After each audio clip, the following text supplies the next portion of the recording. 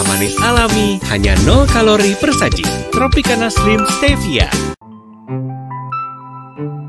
Pemerintahan Prabowo baru berjalan hitungan bulan, namun Partai Amanat Nasional sudah mengklaim bakal mendukung Prabowo di Pilpres 2029.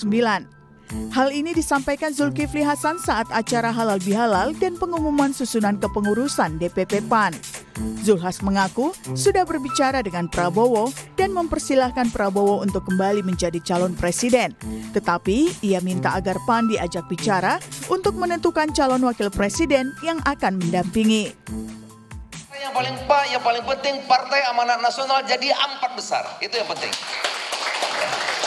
Itu sudah menjadi tekad saya, saudara, dan tekad kita semuanya. Saya juga sampaikan kepada Pak Prabowo, yang penting buat saya, Pak, partai saya besar.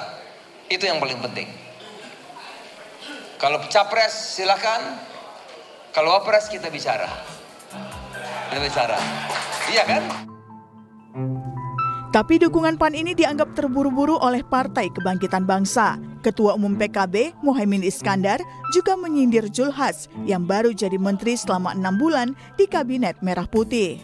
Mana tergesa-gesa amat sih. Baru jadi menteri 6 bulan. Senada dengan Muhaimin, Prabowo Subianto sebagai pihak yang didukung juga bilang, urusan Pilpres 2029 masih terlalu jauh untuk dibahas. Prabowo tegaskan dia masih fokus bekerja untuk rakyat.